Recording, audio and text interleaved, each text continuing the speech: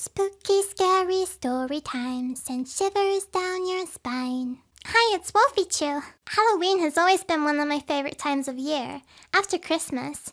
Every year when I was younger, I always loved dressing up and going trick-or-treating with my friends. It was always so much fun to find a costume to wear, like a witch costume, or a ghost costume, or a vampire, and to go outside together on Halloween night. When I was in school, I even always tried to get the class in the Halloween spirit too by making little paper decorations for the classroom, which for some reason my teachers didn't mind me doing. Since I was the quiet one in my class, it was probably really weird for my classmates to see me suddenly running around decorating the classroom like that.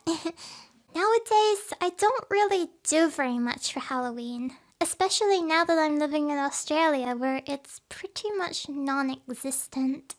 Which kinda sucks because I still really love Halloween and I love to celebrate it, but it's okay. I still really wanted to make a Halloween-themed video though.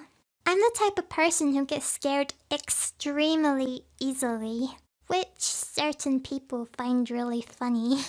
I can't handle scary movies or creepy stories. If you tell me a ghost story, I'll most likely end up crying. I'm also kind of slightly terrified of spiders. I remember the first time I saw a huntsman spider after moving to Australia. It was on the wall one night right above our bed, and I could not believe the size of it. It was huge. My boyfriend joked around saying it wasn't even medium-sized. Or well, I thought he was joking. It turns out that they do grow a lot bigger than that. No wonder spiders are always used as Halloween decorations. I'll probably never stop being afraid of them, even if they are harmless. I remember one time a few years ago, my friends and I went to a haunted house. Even though I knew that it was going to be nothing but Halloween decorations and people in costumes in there, I was still kind of afraid. Of course I didn't want to admit this though. When it was our turn to go inside, we were told that only up to 2 people at a time could go in. My 2 friends ended up going together while I would go after them by myself. I was trying to convince myself that I was just being silly for being afraid. All that I had to do was walk through the house and catch up to my friends. I entered the house and walked quickly, just wanting to get out of there as fast as I could. It was really dark in there. All that I could see was curtains and fake spider webs. I tried to stay calm, thinking like the worst thing that could happen to me would be that I'd get a jump scare from someone, although nothing was happening. But then all of a sudden, a zombie jumped out from the darkness so fast I didn't have a chance to react, and he punched me directly in the face. Now imagine being in this situation where you had just gathered the courage to go in a haunted house by yourself, thinking that the worst thing that could happen would be that your friends would hear you get scared at someone's costume, but instead you get punched in the face by a zombie. What was my luck?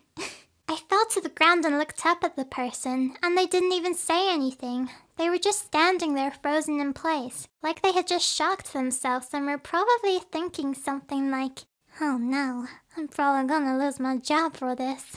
I got up and ran away, keeping my hands covering my face, just in case another zombie decided to take a punch at me. Funny enough, nobody else in there tried to come scare me though.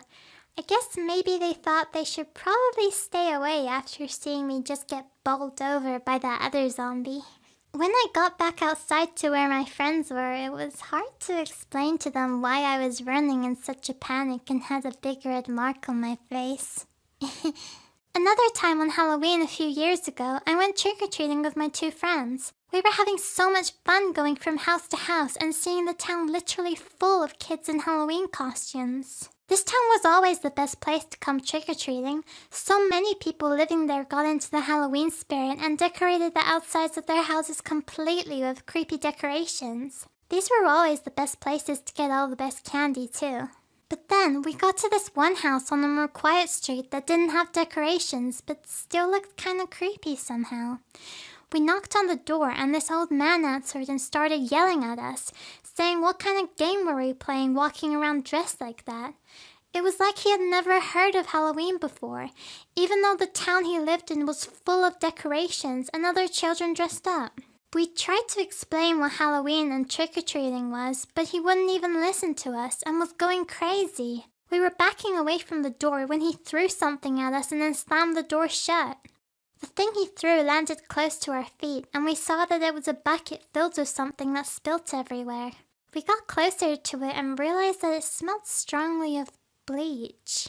I don't know what he was thinking throwing bleach at children. We decided that if we came trick-or-treating in this area again, we would never come back to this house. If you're going trick-or-treating this year, make sure to stay safe, and if you have any Halloween stories of your own to tell, leave a comment down below. Thank you for watching. Bye!